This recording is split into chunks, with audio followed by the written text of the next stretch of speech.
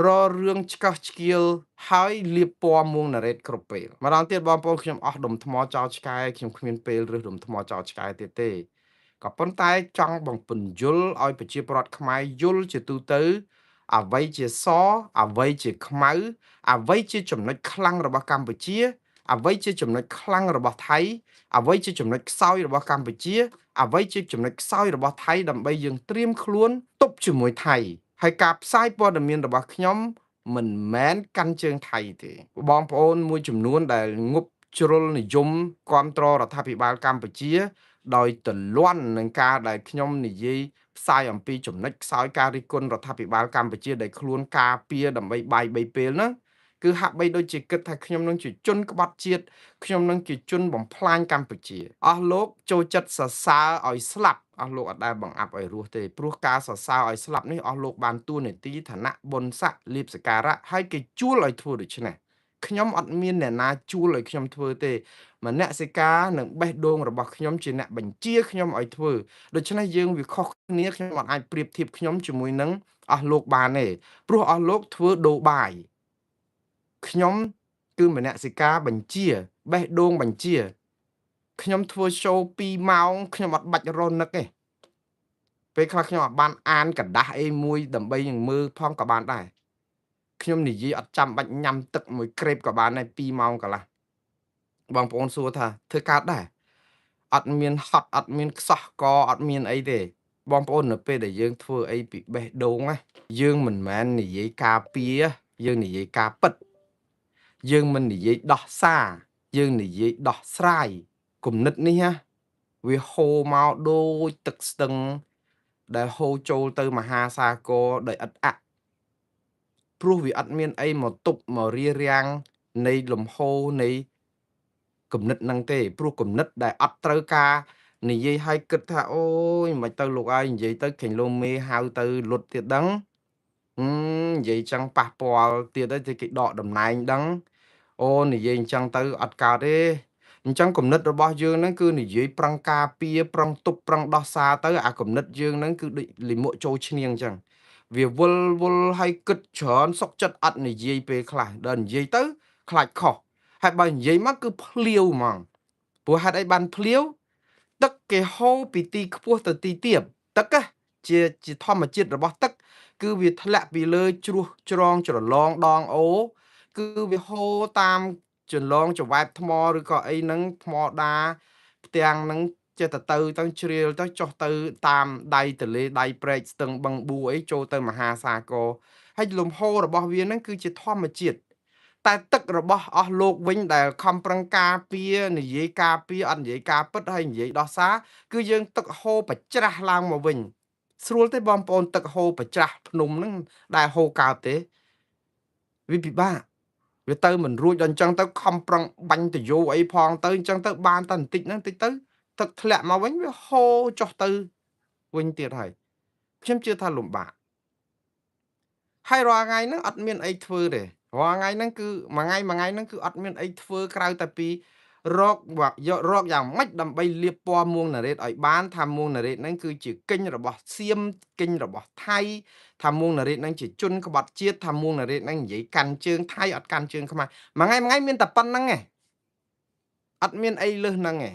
ព្រោះអីអត់ដែលរកឃើញអំពីចំណុចខ្សោយរបស់មួងណារ៉េតបាន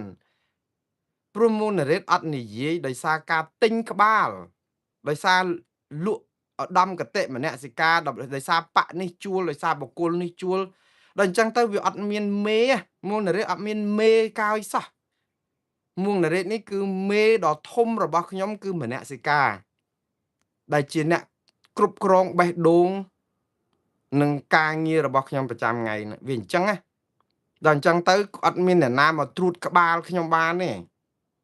ព្រោះមានតែមនសិការខ្ញុំមួយគត់ដែលអាចត្រួតបេះដូងចិត្តរបស់ខ្ញុំហើយមនសិការនេះណាតែងតែប្រាប់ខ្ញុំត្រូវគ្រប់ពេលដោយសារតែខ្ញុំឈរលើសច្ចធម៌និងយុត្តិធម៌ខ្ញុំមិនទៅគ្រប់គ្រងថៃឯណាទេមកអាយុហើយបងប្អូនដឹងស្រាប់ហើយតើហើយក៏ខ្ញុំអត់មានទៅគ្រប់គ្រងគណៈបកប្រជាជនកម្ពុជានិងរដ្ឋាភិបាលខុសរឿងដែរហើយក៏ខ្ញុំអត់មានទៅគ្រប់គ្រងគណៈបកប្រឆាំងអីណាបានលៀបសការៈបនស័កអីក៏អត់ដែរឲ្យតែយើងធ្វើមិនត្រូវគឺ ខុសពីសច្ចធម៌យុត្តិធម៌សិលធម៌គឺត្រូវតបងដូចតែគ្នាវាអត់មានអីតាក់ទងនឹងថាអូមួងណារ៉េតហ្នឹងនិយាយហ្នឹងគ្រប់គ្រងគណៈបកប្រឆាំងហើយក្រុមប្រឆាំងហ្នឹងអត់មានអូនិយាយហ្នឹងគឺវាយប្រហាររដ្ឋាភិបាលហ្នឹងច្បាស់ជាចង់តែគ្រប់គ្រងឬក៏ជាសកម្មជនបកប្រឆាំងឬក៏និយាយអីប៉ះពាល់ហ្នឹងរឿងខ្មែរថៃហ្នឹងច្បាស់ណាថៃគេជួលគេអីអាហ្នឹងគឺជាការលៀបពណ៌របស់អស់លោកតើព្រោះអស់លោកមានគំនិតបែបនេះដោយសារអស់លោកជាលលកជាមនុស្សដែលគេទិញដូរបាននៅពេលដែលយើងជាមនុស្សដែលទិញដូរបានជួនកាលយើងចេះតែគិតថាអ្នកដទៃគេទិញដូរបានដែរខ្ញុំស្ដាយដែរវាមិនមែនអញ្ចឹងទេមែនមនុស្សទាំងអស់សុទ្ធតែជាលលកសុទ្ធតែជាការទិញដូរហើយសុទ្ធតែជាគេជួលឲ្យយើងជេរយើងព្រុសយើងអីបានស្រាក់ចិត្តមិនមែនអញ្ចឹងទេមនុស្សគេនៅមានបេះដូងមានមនសិការទិញដូរទិញលក់ហ្នឹងគេវាមិនកើតទេវាមិនបានទេជីវិតយើងកើតមកជាតិធាតុមួយចានហេតុអីក៏យើងនៅកខ្វល់អាបាយ3ពេលយើងលក់ឧត្តមកតេមនសិការហើយខ្ញុំនៅតែជម្រាបជូនបងប្អូនទាំងអស់គ្នាសុំបង្កើនគុណភាពខ្លួនឯងហើយរកផលិតផលយកមកលក់ប្រកួតប្រជែងជាជាងមួយថ្ងៃអត់មានរឿងអីក៏មករករឿងតែមួងណារ៉េតហ្នឹងជនក្បត់ជាតិកិញថៃបកប្រែចំណេញតែថៃអីចង់ប្រលះមួងណារ៉េតអត់មានដុំថ្មចោលឆ្កែទេក៏ប៉ុន្តែខ្ញុំរីករាយនឹងពន្យល់ដើម្បីឲ្យបងប្អូនយល់ថាតើយើងដោះស្រាយជាមួយថៃយើងដឹងល្បិចថៃអីគេខ្លះយើងចាញ់គេគ្រប់យ៉ាងយើងខ្សោយគ្រប់យ៉ាងប៉ុន្តែមិនមែនបានន័យថាខ្មែរយើងអស់ដងដាវទេយើងហុចដងដាវទៅឲ្យថៃតើដោយសារតែពួកអស់លោកនឹងឯងដែលសរសើរឲ្យស្លាប់មិនបង្អាប់ឲ្យរស់អត់ព្រមនិយាយអំពីតាក់ទិចគំនិតនៅក្នុងការស្ដារជាតិសាសន៍នេះឲ្យរឹងប៉ឹងខែងរ៉ៃរឹងមាំប្រយុទ្ធប្រឆាំងជាមួយថៃឲ្យចាប់ចំណុចខ្សោយរបស់ថៃឲ្យបានដើម្បីវាយលុកគេយើងអត់តែនិយាយប៉ះពាល់រឿងចំណុចខ្សោយរបស់ខ្មែរដែលយើងធ្វើទៅឲ្យថៃអឺលុបលើយើងបានយើងថាតើហ៊ាននិយាយចំណុចខ្សោយខ្មែរគឺយើងមើងងាយរដ្ឋាភិបាលខ្មែរតែវាទៅជាអញ្ចេះ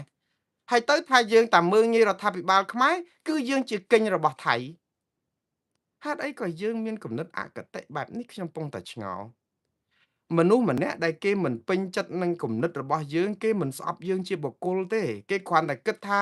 ការគិតរបស់យើងនឹងវាអត់ត្រូវ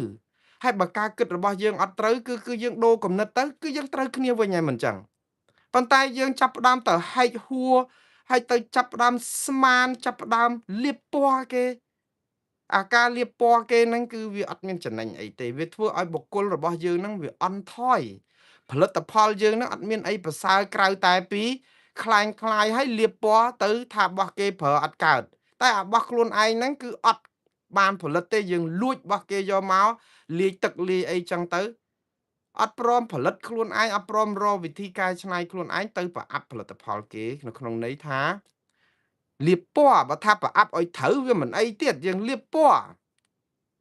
ឥឡូវខ្ញុំនិយាយពីរឿង WTO ខ្ញុំម្សិលមិញខ្ញុំផ្សាយអំពីសិលធម៌ខ្មែរយើងទៀបណាស់សិលធម៌មេដឹកនាំយើងទៀបណាស់នៅក្នុងការប្រកាសធ្វើពហិការផលិតផលថៃទូទាំងប្រទេសដែលធ្វើឲ្យថៃយកជាដងដាវប្រាប់សហគមន៍អន្តរជាតិថាយើងវាអន់ឲ្យសហគមន៍អន្តរជាតិគេមើលមកថាជាតិសាសន៍យើងវាអន់ហើយទៅយើងថាមានអ្នកខ្លះគេប្រើពាក្យថាម៉េចអូធ្វើពហិការផលិតផលថៃអសិលធម៌អគុណធម៌ហើយចុះថៃយកគ្រាប់បែកយកគ្រាប់ផ្លោងឈ្លានពានដែនអធិបតេយ្យកម្ពុជាបិទព្រំដែនដោយឯកតោភាគីសម្រាប់ប្រជាពលរដ្ឋខ្មែរនិងទាហានយ៉ាងរង្គាលថៃអត់អសិលធម៌ទេអញ្ចឹងគេសួរសំណួរផ្ដេសផ្ដាស់អញ្ចឹងមកវិញខ្ញុំមានដែលថាថៃមានសិលធម៌មកពីអង្កលអារឿងគំតិចរឿងបំផ្លិចបំផ្លាញរឿងអីខ្ញុំថាថៃគឺជាអ្នកនយោបាយដ៏ស្មោកគ្រោកក្រុមអ្នកនយោបាយនឹងទាហានហើយខ្ញុំថ្កោលទោសថៃគ្មានទីបញ្ចប់ទេអស់លោកអត់ដែលបើកភ្នែកបើកតិចស្ដាប់សោះខ្ញុំឲ្យតែខ្ញុំនៅមានដង្ហើមដកខ្ញុំគ្មានពេលណាដែលឈប់ថ្កោលទោសថៃរឿងឈ្លានពាន ទន្លាក់គ្រាប់សម្រាប់ទាហានខ្មែរសម្រាប់ជនស៊ីវិលខ្មែរធ្វើឲ្យខូចខាតទ្រព្យសម្បត្តិទំនាក់ទំនងល្អរវាងខ្មែរនិងថៃហើយធ្វើឲ្យប្រទេសនេះអាប់អោនកិត្តិយសនៅលើឆាកអន្តរជាតិហើយយកដីខ្មែរអស់62កន្លែងខ្ញុំអត់មានពេលណាឈប់ថ្កោលទោសរដ្ឋាភិបាលថៃទេហើយក្នុងពេលជាមួយគ្នាហ្នឹងក៏ខ្ញុំអត់សម្រាកដៃក្នុងការថ្កោលទោសរដ្ឋាភិបាលកម្ពុជាដែរដែលមកដល់ម៉ោងហ្នឹងគេខុសគ្រប់រឿងអត់ព្រមប្តឹងគេទៅតុលាការព្រហ្មទណ្ឌអន្តរជាតិដើម្បីទាមទារសំណងការខូចខាតហេតុអីបានជាអស់លោកមិនយកខួរក្បាលទៅរករឿងរដ្ឋាភិបាលដែលមិនព្រមប្តឹងថៃទៅតុលាការយុត្តិព្រហ្មទណ្ឌអន្តរជាតិ ICC ដែលគេខុសហើយចុះបើយកចុះយើងអត់ថ្កោលទោសថៃសោះនេះយើងនាំគ្នាស្រែកតែពាក់ឯកាស្រែកថាមិនគ្រប់គ្រងផលិតផលនេះប៉ុន្តែយើងស្រែកបានតែអាក្នុងពីងក្នុងឡក្នុងកឡតែយើងអត់ព្រមស្រែកប្រាប់រដ្ឋាភិបាលថាទេបើយើងបដិសេធយើងស្អប់អារឿងអំពើឈ្លានពានរបស់ថៃហេតុអីក៏មិនប្តឹងថៃទៅតុលាការព្រហ្មទណ្ឌអន្តរជាតិ ICC ពីអ ក្រិតកម្មសង្គ្រាមពីអ ក្រិតកម្មប្រឆាំងមនុស្សជាតិហើយទាដីថៃដែលគ្រប់គ្រងនឹងយកមកខ្មែរវិញឲ្យបានទាឲ្យសងសំណងសពបែបយ៉ាងស្ដារកិត្តិយសជាតិយើងឡើងវិញយើងវាអន់ហើយវាអត់អីទេប៉ុន្តែហេតុអីបានជាយើងមិនលើកទឹកចិត្តរដ្ឋាភិបាលនឹងឲ្យនាំគ្នាប្តឹងថៃហើយខ្ញុំមួយថ្ងៃស្រែកស្អកកប្តឹងថៃទៅដើម្បីបានដីបានទទួលសំណងវាទៅជាឯងក្បត់ជាតិទៅវិញអានយោបាយបែបបំផ្លិចបំផ្លាញគ្នាឯងបែបឆ្កឹះឆ្កៀលបែបលៀបពណ៌នេះអស់លោកស្មានតែបានផលមែនប្រជាពលរដ្ឋខ្មែរគេមិនល្ងងទេណាហើយខ្ញុំនិយាយឲ្យមែនតែនខ្ញុំអាណិតអស់លោកទេព្រោះវិធីបែបនេះវិធីថោកទាបពេកវាថោកទាបត្រង់ថាអីមកយកអាការវាយប្រហារមួងនរ៉េតនឹងថាជាមនុស្សរបស់ថៃនៅពេលដែលមួងនរ៉េតថ្កោលទោសថៃអត់លុះពេលហើយមិនត្រឹមតែថ្កោលទោសតែមាត់ទៀតលើកទឹកចិត្តឲ្យប្តឹងទៅថៃម៉ោងនេះខ្ញុំផ្សាយមួយឆ្នាំហើយនេះមួយឆ្នាំជាងហើយបងប្អូនស្ដាប់ show ខ្ញុំមើលដែលមាន show ណាមួយដែលខ្ញុំអត់និយាយថាហេតុអីបានយើងអត់ប្តឹងថៃទៅតុលាការអន្តរជាតិទេខ្ញុំឆ្ងល់ថាហេតុអីហើយខ្លួនឯងអត់ព្រមលើកហេតុផលមកថាហេតុអីបានអត់ប្តឹងបើសិនជាយើងស្រឡាញ់ខ្មែរបដូរផ្ដាច់នេះស្រឡាញ់ទឹកដីនេះដែលជាអ្នកស្នេហាជាតិនេះហេតុអីក៏មិនលើកទឹកចិត្តឲ្យរដ្ឋាភិបាលប្តឹងថៃទៅតុលាការព្រហ្មទណ្ឌអន្តរជាតិដើម្បីទារសំណងហេតុអីក៏មិនទៅរករឿងអ្នកស្រីម៉ាលីសុជាតានេះដែលជាដែលជាអ្នកនាំពាក្យក្រសួងការពារជាតិដែលប្រកាសតាំងពីចុងឆ្នាំ2025ថាកម្ពុជាកំពុងប្រមូលភស្តុតាងដាក់ប្តឹងទៅតុលាការយុត្តិធម៌ព្រហ្មទណ្ឌអន្តរជាតិរឿងថៃឈ្លានពានហេតុអីក៏មិនទៅតាមដានសួរអ្នកស្រីម៉ាលីសុជាតាថាដល់ណាហើយបណ្ដឹងហ្នឹងភស្តុតាងហ្នឹងរៀបបានប្រមាណរួចទៅអង្គការសង្គមស៊ីវិលប្រជាពលរដ្ឋសាមញ្ញនៅក្រៅប្រទេសឥឡូវថ្មីនេះមានគណៈបកកម្លាំងជាតិគេទៅប្រមូលស្នាមមេដាយបាន5700នាក់ប្តឹងទៅតុលាការព្រហ្មទណ្ឌអន្តរជាតិដើម្បីឲ្យដោះស្រាយរកយុត្តិធម៌ជូនខ្មែរយើងជារដ្ឋាភិបាលមានធនធានគ្រប់គ្រាន់មានស្អីអត់ព្រមធ្វើហើយទៅមករករឿងគេមករករឿងយើងដែលផ្សាយតាក់ទងនឹងអាការមិនព្រមធ្វើនយោបាយប្រជាធិបតេយ្យថាយើងទៅកាន់ជើងថៃឯណានោះវិញនេះហើយដែលធ្វើឲ្យជាតិសាសន៍នេះលលាយណាបងប្អូនអស់លោកទាំងអស់គ្នាហ្នឹងសកម្មជនអ្នកឃោសនាគណៈបកប្រជាជនហ្នឹងអស់លោកទាំងអស់គ្នាកុំជោពេកខ្ញុំគ្រាន់តែប្រាប់ទេជោរាល់ថ្ងៃហ្នឹងជោគេឲ្យឆ្អឹងម្ដុំទៅហ្នឹងគឺថានៅព្រុសនៅហ្នឹងហើយទៅធ្វើឯងហ្នឹងដូចជាអ្នកស្មោះស្ម័គ្រការពារគណៈបកប្រជាជនកម្ពុជានិងរដ្ឋាភិបាលផ្កាប់មុខដែលគេប្រើគេប្រឡែងខ្សែឲ្យប្រើឲ្យព្រុសឲ្យខំហ្នឹងហើយយើងទៅចាប់ដើមតែខ្លួនឯងនឹងអស់ចាដូចស្លឹកចេកចឹងបងប្អូនមើលតែដួងតារាទៅបានហើយមើលលោកលីសមេតទៅមើលធីសវណ្ណថាទៅមើលមនុស្សទាំងអស់ហ្នឹងទៅមើលអធិរាជមហាសាច់អីទៅនៅពេលដែលប្រើបានគេប្រើសិនទៅដល់ពេលហើយយើងជួនកាលគេប្រើមកហ្នឹងគឺយើងនឹងវាជ្រុលនិយមទៅទៀតគេឲ្យធ្វើ5យើងធ្វើ5 10ដូចខ្មែរក្រហមចឹងគេឲ្យធ្វើ3យើងធ្វើ10គេឲ្យសម្លាប់1យើងសម្លាប់30ដល់យូរបំផ្លាញគណៈបកខ្លួនឯងតើបំផ្លាញផ្ទៃក្នុងគណៈបកខ្មែរក្រហមណានិយាយលលាយគឺដោយសារអី ខ្មែរក្រហមលលាយដោយសាររំលាយខ្លួនឯងមិនមែនលលាយដោយសារតែអ្នកណាគេទៅរំលាយទេហើយកុំជឿថាកងទ័ពវៀតណាមនឹងមករំលាយខ្មែរក្រហមនឹងដោយជាការពិតហើយបើកុំបានទាហានវៀតណាមមកចូលមកវាយដេញខ្មែរក្រហមក៏វារបបនឹងវាមិនដឹងថាលលាយគ្រាន់តែថាលាយនឹងលលាយគ្រាន់តែថាវាមិនលឿនអញ្ចឹងប៉ុន្តែអាការដឹកនាំប្រទេសបែបខ្មែរក្រហមហ្នឹងគឺជាការដឹកនាំទៅការបំផ្លាញខ្លួនឯងតាព្រោះយើងចាប់ផ្ដើមសម្លាប់កម្មាភិបាលផ្ទៃក្នុងខ្លួនឯងអស់ពីសម្លាប់ពួកខាងក្រមទាហានសាធារណរដ្ឋក្រុមអ្នកដែលគ្រប់គ្រងសម័យសង្គមរាស្ត្រនិយមអ្នកសង្គមចាស់ប្រជាប្រដ្ឋថ្មីអីឡាក់នឹងឡាក់យូរសម្លាប់ប្រជាប្រដ្ឋចាស់ពលរដ្ឋចាស់ឃើញទេសម្លាប់គ្នាយូរសម្លាប់កម្មាភិបាលក្នុងជួរអឺចេះដឹងហើយតើលោកហ៊ុនសែនលោកសៅភុំលោកអីហ្នឹងលោកសៅភុំគេសម្លាប់បាត់លោកកុយធួនអីហ្នឹងសុទ្ធតែជាកម្មាភិបាលជាប់មកកុយធួនជាប់គុកនៅទួលស្លែងលោកហ៊ុនសែនហ្នឹងកុំតែកិច្ចខ្លួនតន់ទៅជួបបការណសេពីធ្នូដើម្បីនាំទ័ពវៀតណាមមកកុំអីហ្នឹងខ្មែរក្រហមសម្លេះបាត់ហើយព្រោះកម្មាភិបាលខ្មែរក្រហមដូចលោកហ៊ុនសែនក៏អត់រួចខ្លួនដែរតែចុងក្រោយគឺវាអញ្ចឹងតាហើយខ្មែរក្រហមរំលាយខ្លួនគឺដោយសារតែយើងធ្វើលើសផែនការគេឲ្យយើងដាច់ខាតគេឲ្យយើងសម្លាប់ប៉ុន្តែគេឲ្យយើងគិតខ្លះដែរមិនមែនអត់គិតដល់ពេលអញ្ចឹងយើងចេះតែ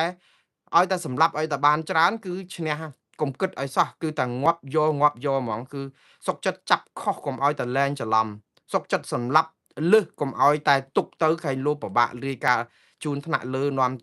យកចម្លើយវាយយកចម្លើយហត់ខាត់ពេលយូរដបងយកទៅមនុស្សយកទៅសម្លាប់ចោលគឺដូចថាមានវិធីម្នាក់វាយច្រើនដបងអីចឹងណាដល់យូរទៅហត់អស់កម្លាំងដែរគឺប្រើវិធីខ្លីខ្ញុំមិនចង់និយាយទេវាខុសខើពេកឲ្យលឿនអីចឹងទៅអាហ្នឹងគឺយើងធ្វើលើសសួរតែលោកដូចទៅពេលដែលគាត់ឆ្លើយនៅក្នុងសវនាការសាលាក្តីខ្មែរក្រហមគឺគាត់ទៅប្រាប់ដូចលោកហលោកអីផ្សេងទៀតដែលជាសេនាដែលទៅយកមនុស្សទៅវាយចោលនៅបឹងជើងឯកដែរដែលមនុស្សដែលស្លាប់ដែលដាក់គុកនៅទួលស្លែងជាង12000នាក់ហ្នឹងស្លាប់ទាំងអស់នៅសល់តែ7នាក់ទេហើយទៅយកទៅសម្លាប់ចោលនៅបឹងជើងឯកហ្នឹងគឺលោកដូចហ្នឹងគាត់ត្រូវអង្គុយប្រាប់ថាណែឯងដាច់ខាតអត់មនុស្សខ្លះគ្នាអត់ចង់ហ៊ានសម្លាប់ហ៊ានអីប៉ុន្តែដល់យើងប្រដាច់ខាតគឺបង្ហាញឲ្យឃើញបើអត់បង្ហាញឲ្យឃើញគឺគេនឹងសម្លាប់យើងចោលដែរអញ្ចឹងទៅដាច់ខាតអស់ពីដាច់ខាតហ្នឹងគឺវាយសាហាវអីចឹងទៅដើម្បីផ្គប់ចិត្តមេអាហ្នឹងគេបង្រៀនយើងឲ្យខ្លាយទៅជាមនុស្សសាហាវខុសខើតែយើងក៏វាមានមនសិការមានការចេះដឹងអីខ្លះដែរក៏យើងគិតខ្លួនឯងថាពេលណាល្មមពេលណាលើសដែរមិនចឹងឥឡូវចូលដល់មកខុសនិករបស់គណៈបកកណ្ដាលអំណាចនិងរដ្ឋាភិបាលគេទិញបានជាលលកជាអីហ្នឹងគឺលោកឧត្តមគតិហ្នឹងគឺជ្រុលនិយមដែលខ្ញុំនិយាយម្ដងទៀតគេប្រើមកឲ្យវាយប្រហារក្រុមប្រឆាំងវិញខ្លួនឯងពីមុននៅក្រុមប្រឆាំងឯងដល់ពេលគេឲ្យចូលទៅចាប់ផ្ដើមវាយប្រហារក្រុមប្រឆាំងតើយើងជាមនុស្សបែបណាទៅម្ដងនៅខាងនេះម្ដងនៅខាងនោះម្ដងរិះគន់រដ្ឋាភិបាលផ្កាប់មុខម្ដងស្រាប់តែរដ្ឋាភិបាលនឹងត្រូវគ្រប់10ដែលធ្វើមកគ្រប់10កន្លែងណាបើគាត់ធ្វើគ្រាន់បើមិនមែនថៃវាយយកដីអស់60កន្លែងជាងមិនមែនធ្វើឲ្យ scammer ហ្នឹងក៏ក្រើកពេញផ្ទៃប្រទេសផ្អើលខូចឈ្មោះជាតិមិនមែនធ្វើឲ្យប្រព័ន្ធអង្គើពុករលួយបកពួកនិយមនឹងរឹតរួតមិនមែនធ្វើឲ្យសេដ្ឋកិច្ចកម្ពុជានឹងមានបញ្ហាធ្វើឲ្យថវិកាជាតិនឹងអត់គ្រប់គ្រាន់ធ្វើឲ្យបញ្ហាគេដាក់ទណ្ឌកម្មអីសពបែបយ៉ាងអាហ្នឹងយើងធ្វើត្រូវចឹងហើយមានអីប្លែកហើយដល់ពេលយើងទៅនាំគ្នាជួយការពារទៀតអត់ប្រឹងស្រែកបង្អាប់ឲ្យរស់នាំគ្នាសរសើរឲ្យស្លាប់ហើយទៅមករករឿងមួងណារ៉េតអត់មានបានប្រយោជន៍អីទេឥឡូវខ្ញុំបញ្យល់ដើម្បីឲ្យអស់លោកលៀងខួរក្បាលខ្លះព្រោះអីអ្នកខ្លះរៀនសូត្របានចេះដឹងខ្លះដែរមិនមែនអត់សោះទេតែខួរហ្នឹងក៏ញ៉ាញ់តែម្ដងដោយសារតែអាបាយ3ពេលហ្នឹងឥឡូវខ្ញុំបញ្យល់អំពីចោតមួងណារ៉េតថាមើងងាយខ្មែររឿងធ្វើបរិការថៃ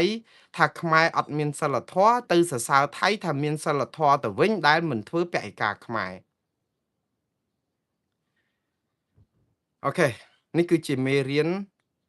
សរសើរឲ្យស្លាប់បង្អាប់ឲ្យរស់ខ្ញុំនឹងបង្អាប់ខ្មែរឲ្យរស់ ខ្ញុំអត់សរសើរឲ្យស្លាប់ទេហើយយើងស្ដាប់ទាំងអស់គ្នាមេរៀននេះគឺជាមេរៀននិយាយអំពីគោលការណ៍ពាណិជ្ជកម្មពិភពលោកគឺ World Trade Organization Principle and Regulations ខ្ញុំមិនមែនជាអ្នកឯកទេសផ្នែកពាណិជ្ជកម្មពិភពលោកអីទេប៉ុន្តែខ្ញុំមិនល្ងង10គត់ដល់ថ្នាក់រឿងសាមញ្ញបែបនេះក៏យើងមិនអាចនិយាយបានទេព្រោះមន្ត្រីខ្មែរប្រមាណអ្នកហើយមកដល់ម៉ោងនេះដែលនិយាយសូម្បីតែលោកគុណញឹមដែលជាមេកយលំដាប់ប្រទេសហ៎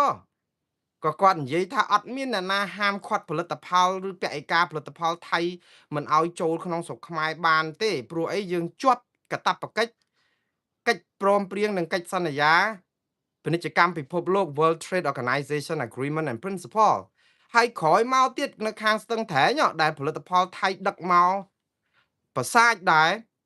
ហើយស្របច្បាប់យើងមានសិទ្ធិអីទៅហាមឃាត់ផលិតផលគេធ្វើពាក់ឯកាផលិតផលគេបាននោះ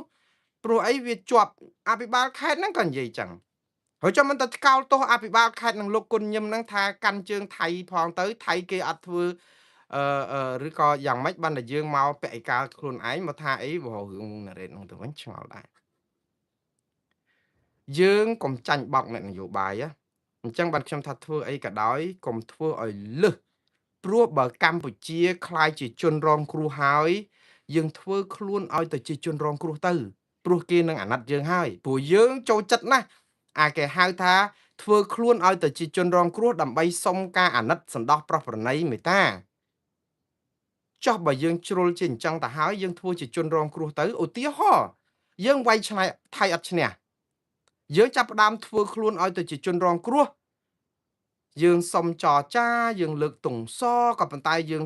មិនវាយថៃវិញអ្នកណាដាក់បលាលួសអីដាក់ទៅយើងគ្រាន់តែពីវនាវថ្កោលទោសមិនទទួលយកបដិសេធស្នើសុំអីលាក់នឹងលាក់តែយើងអត់ទៅរុញច្រានលបងបលាលួសអត់ទៅយុទ្ធហ៊ានយើងទៅបដិញថៃដែលឆ្លងដែលបំពេញខុសច្បាប់ក្រោយបាត់ឈប់បាញ់អីហ្នឹងគឺយើងបាត់បង់អធិបតេយ្យសិទ្ធិការពារខ្លួនទៅទៀត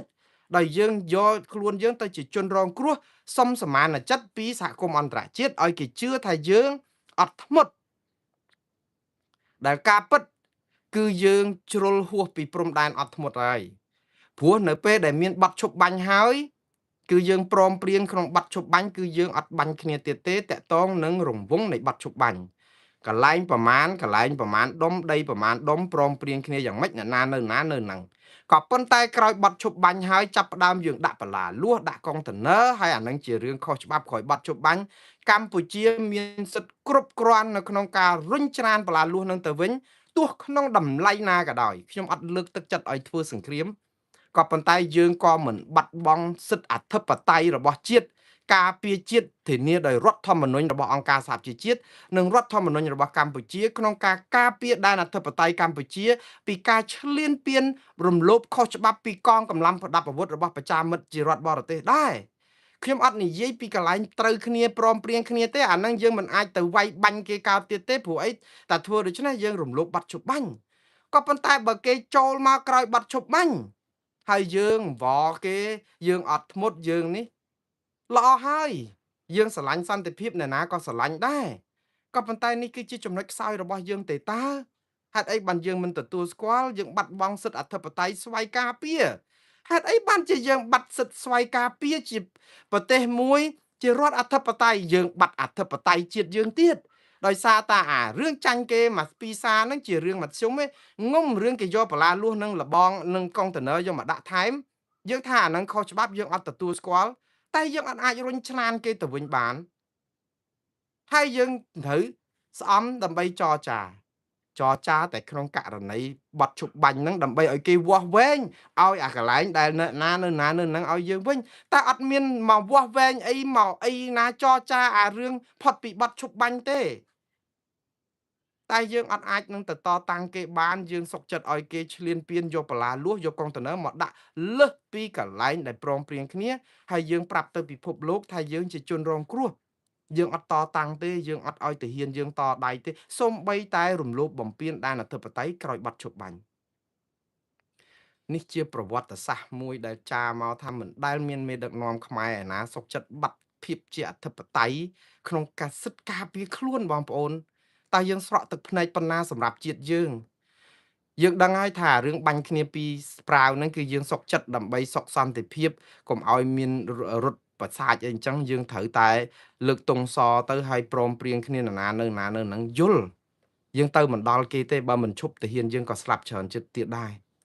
ក៏ប៉ុន្តែដល់ពេលគេយកដីយើងអស់60កន្លែងជាង62ហើយស្រាប់តែពេលហើយគេដាក់បន្លាលួសគេដាក់អីកុងតឺន័រអីថែមស្រាប់តែយើងនៅតែប្រកាសថាមិនទទួលស្គាល់បដិសេធទង្វើនេះជាទង្វើខុសច្បាប់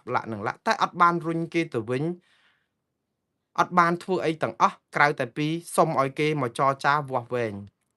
ហើយទៅយើងខ្លាចទៅជាជនរងគ្រោះប្រាប់ទៅសហគមន៍អន្តរជាតិថាកម្ពុជាអត់ធ្មត់យើងមិនតតាំងទេ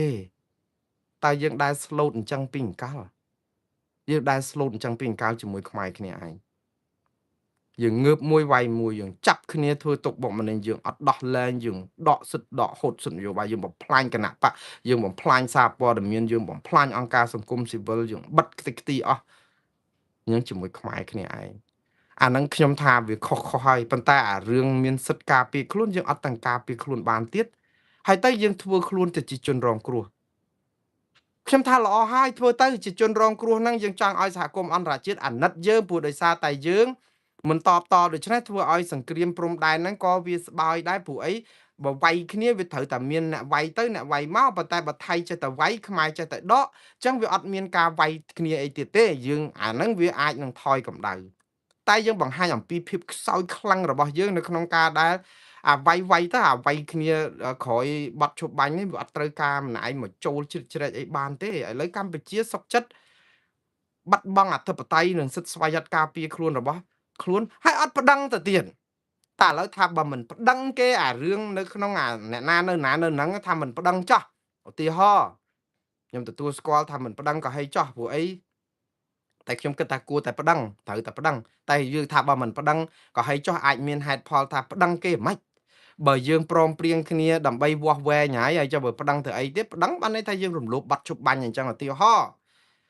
អូខេទទួលស្គាល់បានថាអាចសមហេតុសមផលអញ្ចឹងចោះឲ្យឆាប់ចប់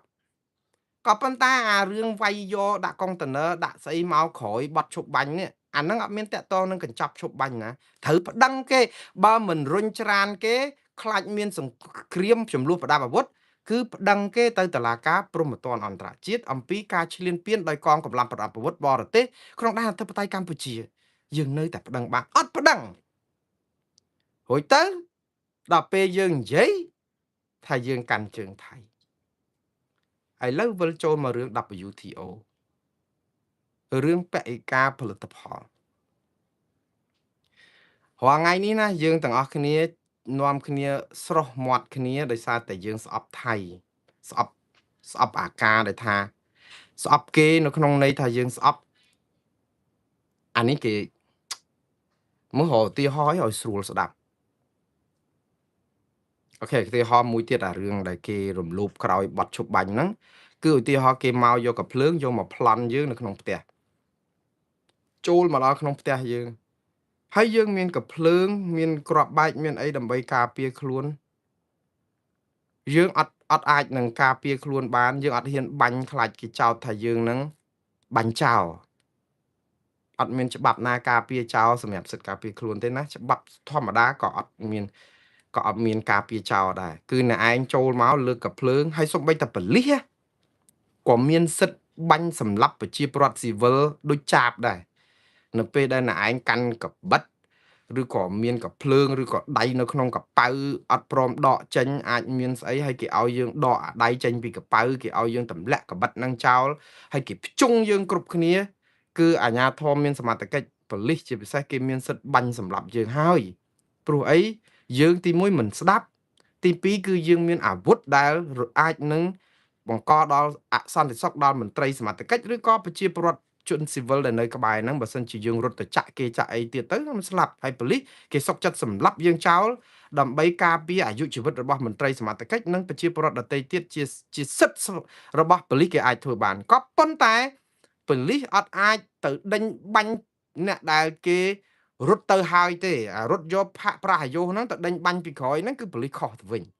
តែបើពងរត់ទៅហើយស្រាប់តែនោះឯងបាញ់តដៃមកវិញអាហ្នឹងប៉ូលីសមានសិទ្ធិបាញ់ទៅទៀតតែបើគេរត់ប្រះអាយុហើយយើងបាញ់ត្រូវពីក្រោយខ្នងណាបើមានរឿងអីក៏ដោយជនដែលជាស៊ីវិលដែលជាសង្ស័យអីក៏ដោយមានគ្រាប់កំភ្លើងពីក្រោយខ្នងដែលប៉ូលីសបាញ់ណាប៉ូលីសហ្នឹងដឹងគេដឹងតែត្រូវទៅបងគេហើយព្រោះអីយើងអត់មានហេតុផលអីទៅប្រាប់គេថាការពារខ្លួនអាម៉េចយើងការពារខ្លួននៅពេលដែលគេចាក់យើងទល់មុខហ្នឹងយើងការពារខ្លួនតទៅពេលគេរត់យកប្រះអាយុហើយយើងបាត់សិទ្ធការពារខ្លួនហ្នឹងព្រោះគេរត់យើងខ្លាចគេសម្លាប់យើងតែឥឡូវគេរត់ពីការសម្លាប់យើងហើយយើងបាញ់គេពីក្រោយខ្នងគឺយើងជាប់គុកនេះច្បាប់នៅអាមេរិកប៉ូលីសជាប់គុកច្រើនណាដោយសារបាញ់គេពីក្រោយខ្នងហើយបាញ់គេពីក្រោយខ្នងហ្នឹងគឺជនសង្ស័យហ្នឹងរួចខ្លួនហ្មងព្រោះអីតឡាការគេរកឃើញថាជាកំហុសរបស់សមត្ថកិច្ចក្នុងការប្រព្រឹត្តខុសដោយសារតែយើងអត់មែនការពារខ្លួនទេគឺយើងបាញ់សម្លាប់គេយកតែម្ដងគេប្រយ័ត្នអញ្ចឹងប៉ុន្តែបាញ់ពីមុខហើយមានរូបវីដេអូចឹងបានប៉ូលីសនៅអាមេរិកនេះគេមានកាមេរ៉ាដាក់នៅជាប់ខ្លួនគ្រប់គ្នាគឺជាច្បាប់ប៉ូលីសអត់ចង់ដាក់ដែរពេលខ្លះវាជួយការពារប៉ូលីសពេលខ្លះវាធ្វើបាបប៉ូលីសដែរជួយការពារប៉ូលីសគឺនៅពេលដែលកាមេរ៉ានឹងថតសកម្មភាពដែលអឺជនសង្ស័យធ្វើបាបប៉ូលីសវាទៅជាបានជាភ័ស្តុតាងជួយការពារប៉ូលីសប៉ុន្តែដល់ប៉ូលីសធ្វើផ្ដេសផ្ដាស់ទៅលើជនសង្ស័យឬប្រជាពលរដ្ឋស្លូតត្រង់អាកាមេរ៉ាហ្នឹងក៏ចាប់ជាប់គុកប៉ូលីសដែរណែវាមានចេះប៉ុន្តែជាច្បាប់ប៉ូលីសអត់អាចដោះបានទេគឺត្រូវតែបើកកាមេរ៉ាហ្នឹងរហូតឲ្យថតសកម្មភាពហ្នឹងហើយបើសិនជាយើងបិទអត់មានហេតុផលប៉ូលីសហ្នឹងគឺជាប់សង្ស័យពីបទស៊ុំកលុំលឹមលំអីអញ្ចឹងទៀតអាហ្នឹងនៅអាមេរិកនៅប្រទេសច្រើនណាស់ប៉ូលីសតែមានកាមេរ៉ាដាក់នៅហ្នឹងហើយជាច្បាប់ទៀតកំណត់ឲ្យត្រូវតែពាក់ហើយត្រូវតែបើកអត់មានបិទទេមួយទៀតគឺតកតងនឹងសិទ្ធិស្វ័យយ័តសិទ្ធិការពារខ្លួនដែរដូចថាក្នុងករណីដែលយើងនរណាម្នាក់ដែលត្រូវគេរំលោភហើយយើងជាជនរងគ្រោះតើយើងអត់នាំគ្នាតតាំងបើយើងចង់ជាជនរងគ្រោះគឺយើងត្រូវធ្វើយ៉ាងម៉េចឲ្យគេអាណិតមិនអញ្ចឹងតែយើងមិនអាចនឹងអឺយើងធ្វើអីខុសឬឧទាហរណ៍ថាមនុស្សឥឡូវក្មេងតូចម្នាក់ត្រូវបងធំវាយឲ្យដួលដេកនៅដីហើយគេដឹងយើងអានាលនៅដីបងធំមានរាំងកាអាញហើយគ្នានោះទូចហើយទៅវាយគ្នាបែកថ្មិញបាក់មាត់បែកថ្មិញបែកមាត់បាក់ថ្មិញអីចឹងទៅហើយទៅមានអ្នកទៅឈរមើលហ្នឹងគឺគេចាប់ផ្ដើមរករឿងអ្នកបងធំដែលវាយគេហ្នឹងប៉ុន្តែស្រាប់តែភ្លាមហ្នឹងឃើញដល់ពេលអ្នកនេះកំពុងតែមកចាប់យើងហ្នឹងងើបពីដេកមកកំពុងតែស្លាប់ឬក៏ដេកដួលនោះឡើងមកវាយបោចសក់អ្នកនេះហើយវាយអីហើយដោយសារគេកំពុងតែចាប់ដល់អញ្ចឹងវាអាភិបជាជនរងគ្រោះរបស់យើងហ្នឹងណាវាទៅជាអសទ្ធាវិញព្រោះអីគេកំពុងតែចាប់នៅនេះជាប់ហើយដើម្បីឲ្យយើងហ្នឹងអាចខ្លាចជាជនរងគ្រោះហើយនាំគ្នាប្តឹងជនដៃដល់ពេលយើងមកវាយចុងក្រោយបាក់ថ្មិញអ្នកដែលអ្នកវាយព្រោះដោយសារខាងនោះគេចាប់ដៃជាប់អញ្ចឹងទៅបើប្រឡែងគេវាយនេះទ្រាំខ្លួនទៀតដែលដល់ខាងនោះចាប់ជាប់យើងបានឱកាសវាយយកដល់ពេលជាលទ្ធផលគឺវាល្អកកហើយឥឡូវវិលមករឿងកសិការផលិតផលថៃ